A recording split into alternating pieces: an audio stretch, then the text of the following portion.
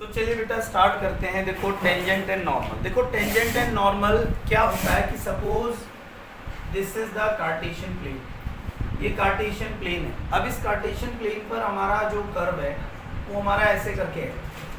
तो ये अगर कर्व हमारा ऐसे करके जा रहा है तो बेटा इसमें अब जैसे ये कोई पॉइंट है, अब ये जैसे कोई पॉइंट है, अब ये पॉइंट पर जो हमारी टेंजेंट है वो हम ऐसे ड्रॉ करते हैं। ये जो हम टेंजेंट है बेटा ऐसे ड्रॉ करते हैं। तो ये जो टेंजेंट है ये इस पॉइंट पर ड्रॉ करी तो ये बेटा क्या है कि इसके पी कोऑर्डिनेट यानी कि x, y है ना। तो x, y तो बेटा हमारा x क्या है, x तो बेटा हमारा ये है, x तो हमारा एज अ ये और y बेटा ये है ना।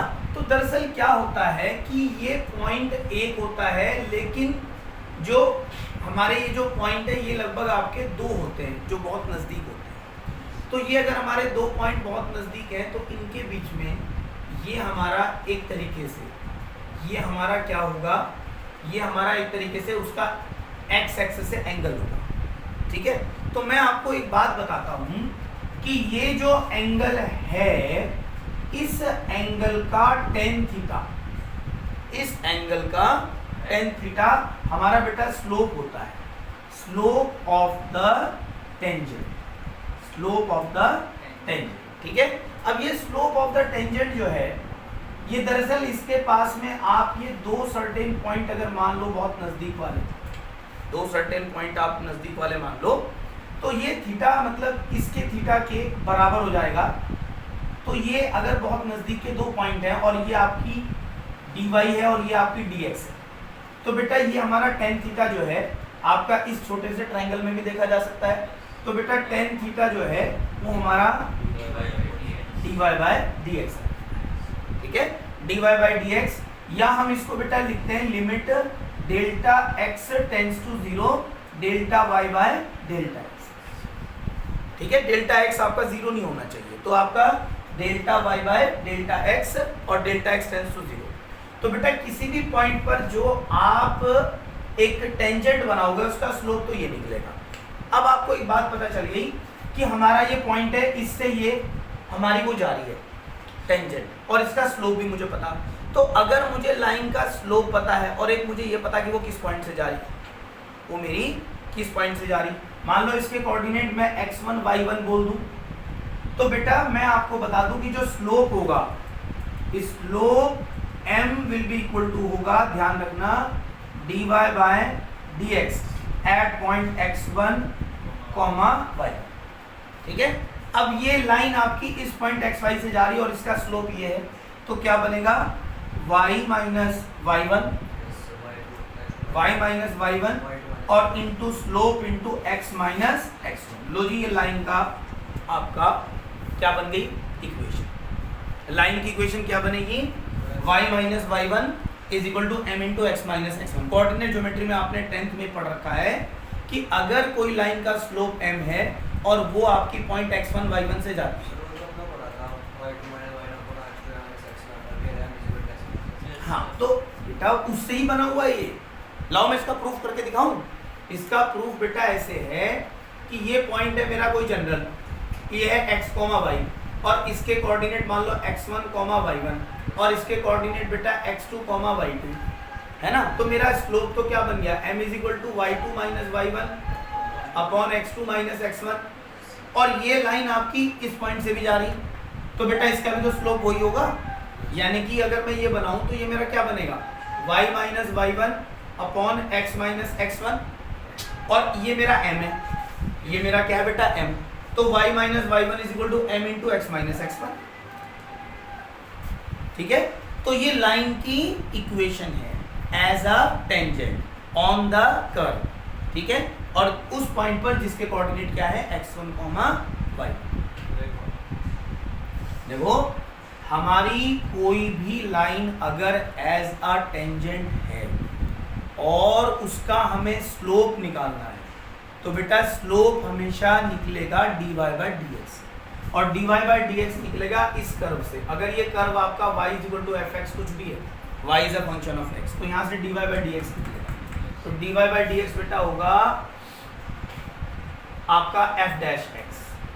फिर हम इसमें x1 y1 रख देंगे तो इस पॉइंट पर स्लोप आ जाएगा और स्लोप आकर के फिर हमारा लाइन की इक्वेशन ऐसे निकालेंगे। ठीक है, तो ये तो किसकी होगी, लाइन की। एक और पूछता है कि अगर मुझे ये तो टेंजेंट है, अब टेंजेंट के नॉर्मल की भी लाइन निकालनी है, इसकी इक्वेशन निकालनी है जो टेंजेंट पे नॉर्मल है और इसी पॉइंट से जा रहा है। टेंजेंट पे नॉर्मल है और इसी पॉइंट से जा रहा है, तो बेटा इसको हम कैसे निकालेंगे। अब मैं आपको बताऊं कि अगर इसका जो स्लोप है वो dy बाई डी एक्स है तो बता सकते हो इसका क्या होगा।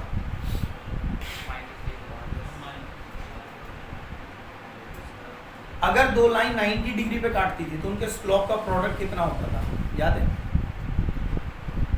उनके स्लोप का प्रोडक्ट याद नहीं है, इसका मतलब है कोऑर्डिनेट ज्योमेट्री पहले से नहीं पता है। कोई बात नहीं बेटा, मैं बताता हूँ क्या है कि अगर मेरी दो लाइनें, सोचो मेरी यहाँ पर ये कार्टेशियन प्लेन है और इस पर दो लाइनें हैं, देखो एक तो ये जा रही और एक मेरी ये जा रही, और इसका स्लोप मान लो θ1 और इसका स्लोप मान लो θ2, और मुझे दोनों के बीच में एंगल निकालना थीटा, दोनों के बीच में मुझे एंगल निकालना है थीटा।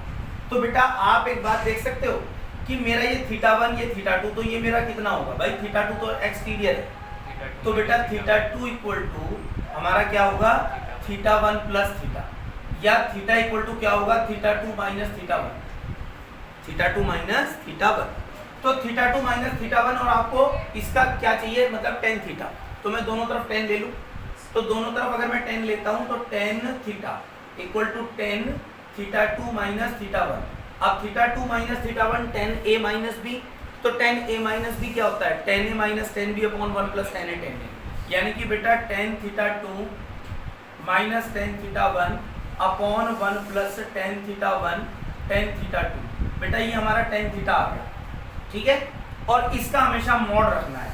अब देखो tan θ2 क्या होगा, इसका स्लोप होगा, इसका स्लोप हो गया, इसका स्लोप इस वाली लाइन का m2, इस वाली लाइन का m1, तो बेटा इसका मतलब है ये क्या हो जाएगा, ये हमारा होगा mod of m2 minus m1 upon 1 plus m1 m2, होगा नहीं होगा, देखो m2 minus m1 upon 1 plus m1 m2, यानी कि अगर दो लाइन के आपको स्लोप पता है उनके बीच में एंगल कितना होगा, उसका फॉर्मूला ये है।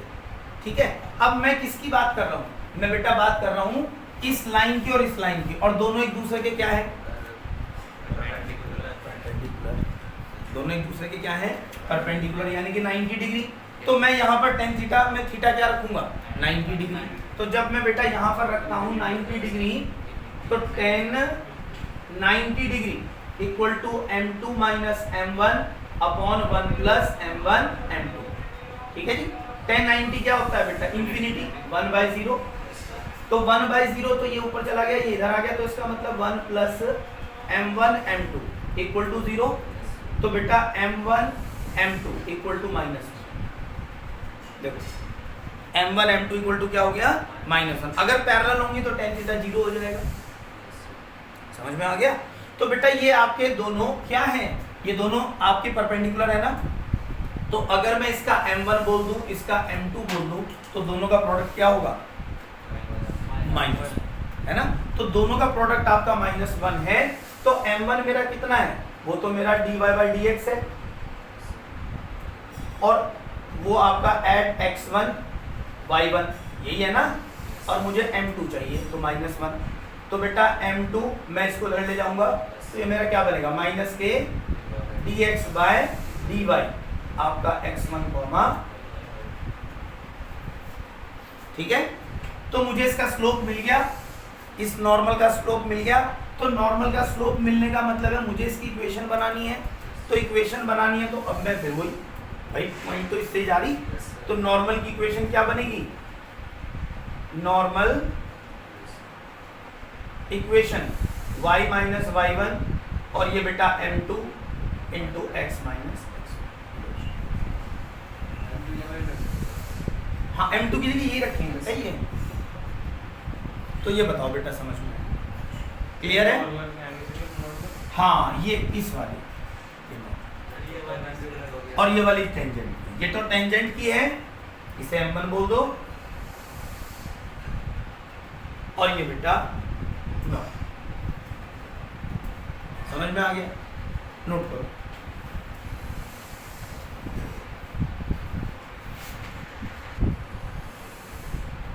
Length of tangent and normal, ठीक है? Length of tangent and normal, सब टेंजेंट एंड सब नॉर्मल, सब नॉर्मल, ठीक है? तो बेटा ये क्या होता है? आपने अभी अभी क्या देखा था कि हमारे पास कार्टेशियन प्लेन, कर्व, ये पॉइंट, इसके कोऑर्डिनेट x1, y1 और ये हमारा टेंजेंट और ये हमारा नॉर्मल, मतलब कि ओरिजिन से है ये तो कहीं भी जा सकता है, जरूरी है कि नॉर्मल आपका उससे जाएगा, ये तो कहीं से भी जा सकता है। तो ये आपका बेटा यहाँ से जा रहा। अब मान लो ये पॉइंट मेरा n है, ये मेरा a है, ये मेरा आपका n है। अब मुझे इसकी लेंथ चाहिए। क्या चाहिए? लेंथ। अब लेंथ बेटा देखो कैसे मिलेगी भाई, आप यहाँ ये देख सकते हो कि ये यहाँ से यहाँ तक, अगर ये मेरा एंगल यहाँ थीटा है, ये मेरा थीटा है, तो बेटा tan थीटा मेरा स्लोप बनता है भाई, मेरा m is equal to tan theta, और tan थीटा मेरा dy by dx at point x1 y1, at point x1 y1। अब देखो यहाँ पर मुझे अब ये वाली डिस्टेंस चाहिए, तो सबसे पहले तो ये लाइन यहाँ काटेगी कहाँ? ये लाइन यहाँ काटेगी कहाँ? अब आप देखो कि जैसे आप ऐसे भी कह सकते हो कि ये मेरी क्या बनी, y minus y1 is equal to m into X minus X, ये लाइन है। अब ये लाइन कहीं x एक्सिस को काटेगी, तो x एक्सिस को काटेगी तो y क्या होगा? 0। y क्या होगा? 0। तो y अगर 0 होगा एट x एक्सिस, मेरा y इक्वल टू क्या हो गया? 0। तो यहाँ पर ये आपका 0 माइनस y1 और equal to m into X minus x1। तो बेटा मेरा देखो यहाँ पर x minus x1 is equal to minus के y1 बाई m, या x is equal to minus के y1 बाई m और प्लस x1, ठीक है? तो इसके कोऑर्डिनेट आए क्या? a के कोऑर्डिनेट आए ये मेरा बेटा x, 0, ठीक है? तो अब ये दो पॉइंट मुझे पता है, तो डिस्टेंस निकाल सकता हूँ भाई। d इज इक्वल टू क्या होगा? d is equal to square root of x1 minus x का स्क्वायर और प्लस y1, बस y1 का स्क्वायर, y1 का स्क्वायर। अगर आप इसको पूरा सॉल्व करें और एक जनरल फॉर्मूला बनाएं, तो बेटा जनरल फॉर्मूला ये मैं आपको लिख करके दे रहा हूँ। ये लेंथ ऑफ द टेंजेंट अगर ये L1 है, तो L1 बेटा आती है आपका mod of y into square root of 1 plus dy by dx, dy by dx का स्क्वायर और डिवाइड बाय आपका dy बाय dx। लो ये आई।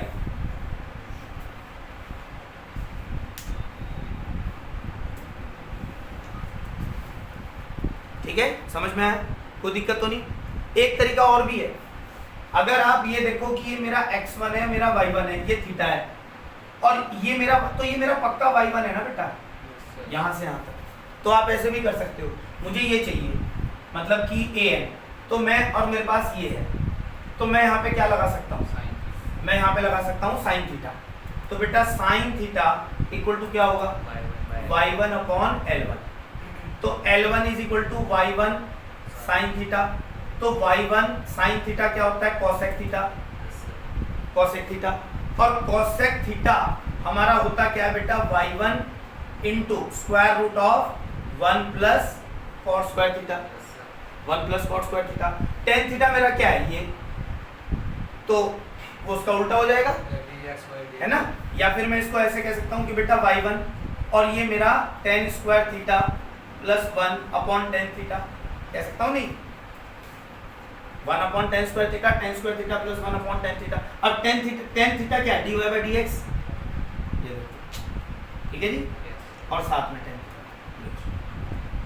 तो ये फर्स्ट मेथड और ये आपका सेकंड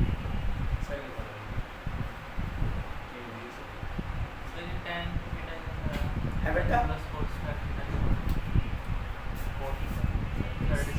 ये वाला बेटा 1/tan थीटा, cot थीटा क्या होता है 1/tan स्क्वायर थीटा, एलसीएम है, और वो नीचे square root of tan square theta था। ठीक है जी, समझ में आया।